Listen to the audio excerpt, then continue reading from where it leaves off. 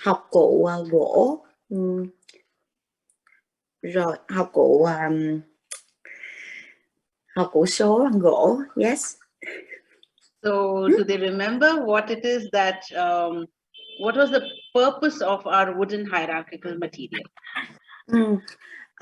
Mọi người có nhớ được cái mục đích của cái học cụ cấp bậc của số chưa?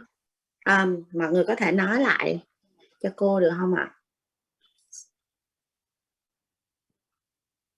Học cụ cấp bậc của số, mục đích của nó, mục đích khi mà mình trình bày cái bài đó.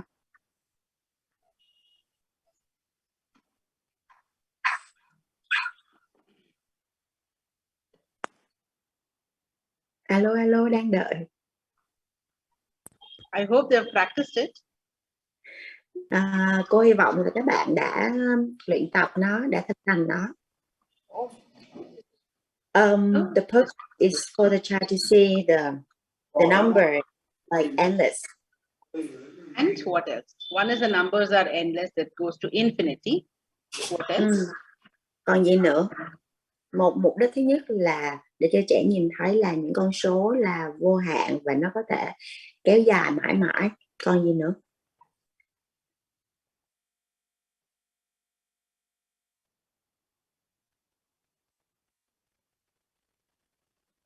They remember, right? It's that huge material, that huge cube that we used to have, and that small cube which stands for 1.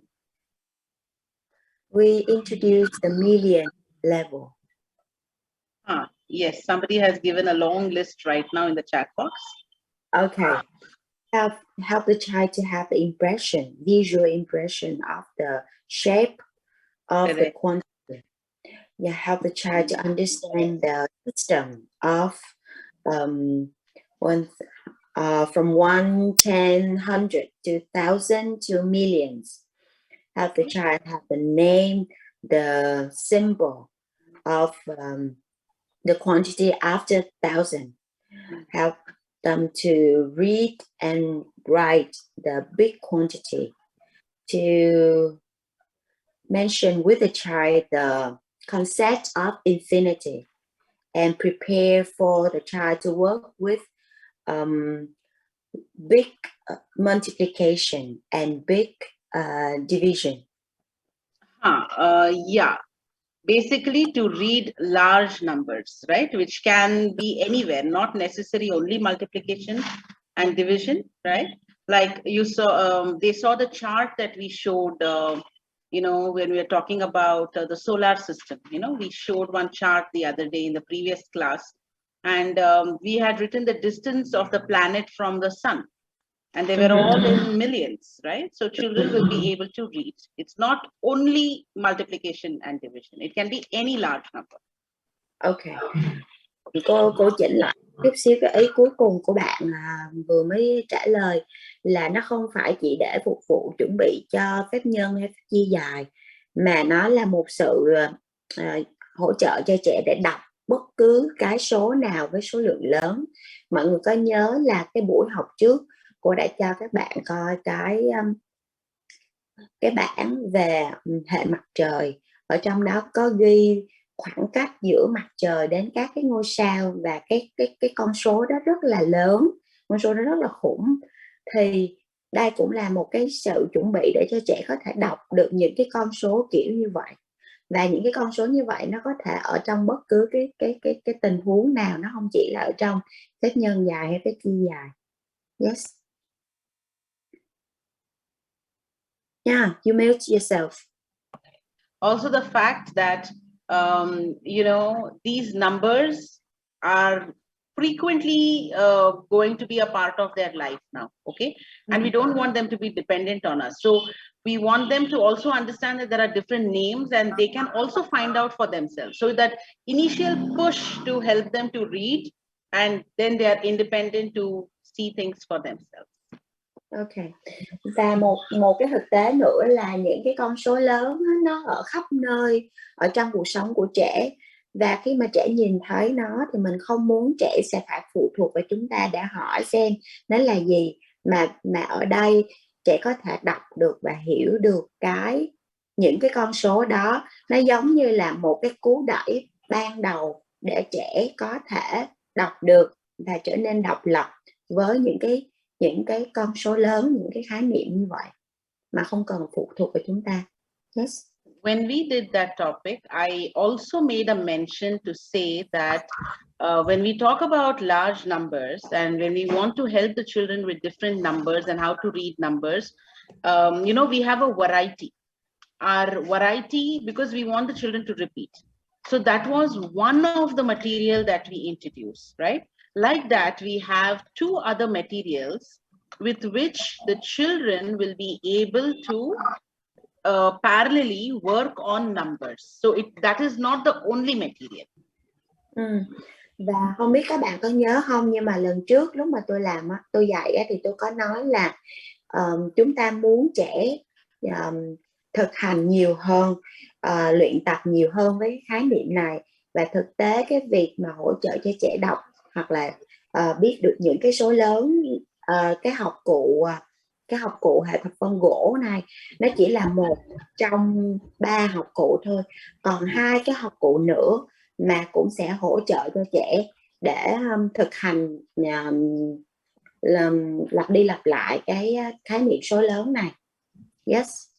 So that material, another material that we are going to be looking at today, we call it as the large bead frame. So we learn about large bead frame, right? Yeah. Okay. I thought it is a heavenly body. No. It is a mathematical material. Okay, that's what I'm saying. Why?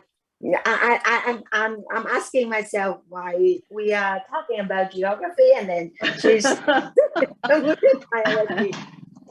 No, all our materials, all our Montessori materials are like heavenly bodies that has come to save us.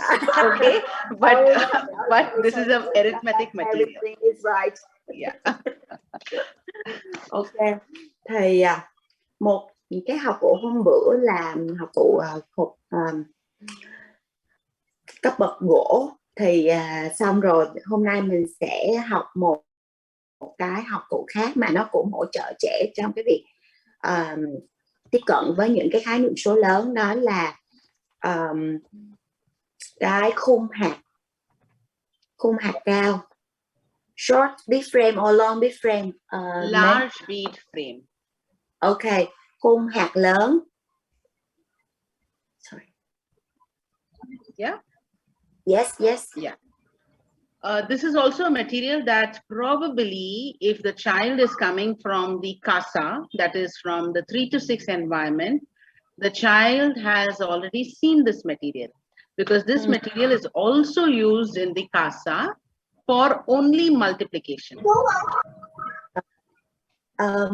Và nếu trẻ đó đã đến xuất phát điểm từ một cái lớp 03, lớp 36 Montessori, thì có thể là trẻ đã nhìn thấy cái học cụ này rồi, và ở trong môi trường 36 thì cái học cụ này chỉ được sử dụng để giới thiệu về phép nhân. Yes. Okay. So you will see that the large bead frame does cater to even addition and subtraction. Okay. It will be of large numbers which can go up to millions. So you can use it maybe if you want to introduce it, but we don't offer it as a presentation right now in the elementary, because it's understood that maybe the children have done it in the CASA and we can do it as a transition. But we are reusing that material today for a different purpose. Okay. Và thực tế là cái học cụ khung hạt lớn đó cũng được sử dụng cho những cái phép tính cộng và phép trừ với những số lượng lớn,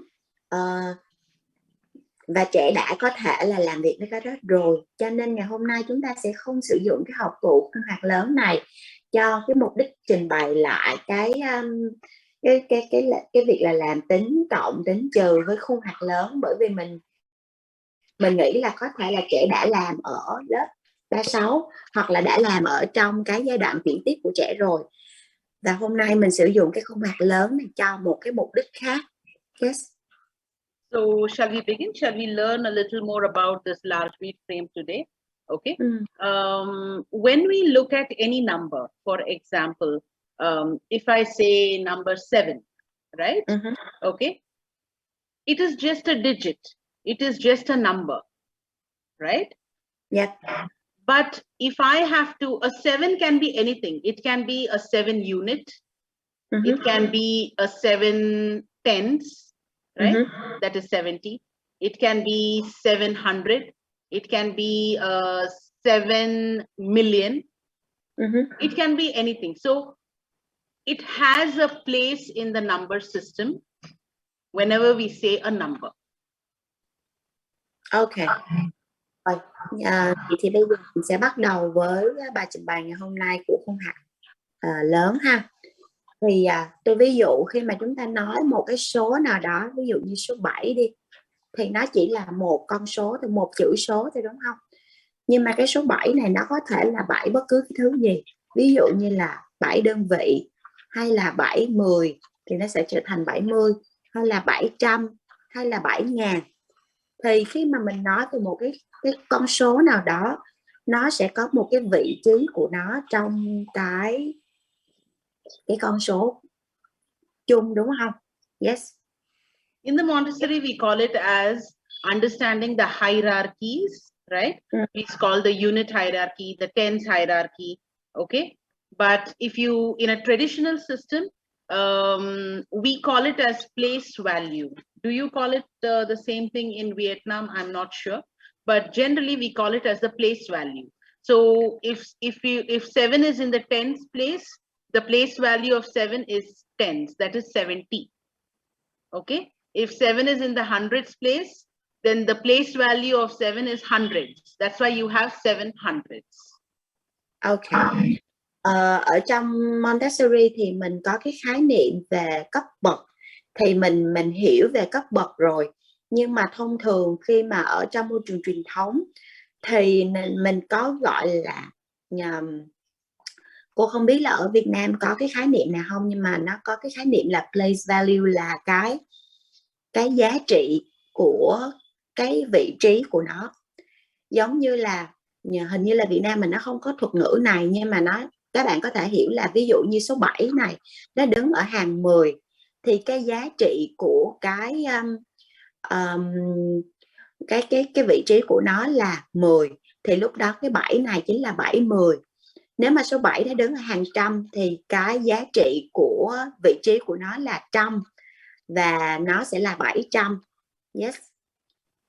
And we know that our children know these place values or the hierarchies because they have worked with the golden bead material, the dynamic part material already.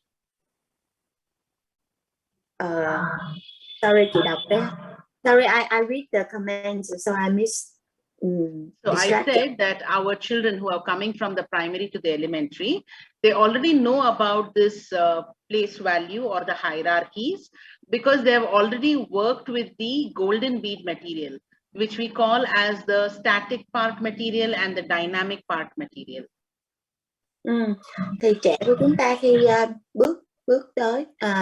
bước vào môi trường tiểu học từ lớp 3-6 thì trẻ đã biết những cái khái niệm như là cấp bậc, hay là hàng, cái gọi là place value, mình có thể dịch là hàng đó. Thì trẻ đã học được cái đó thông qua những học cụ với hệ thập phân động và hệ thập phân tĩnh rồi. Yes. Those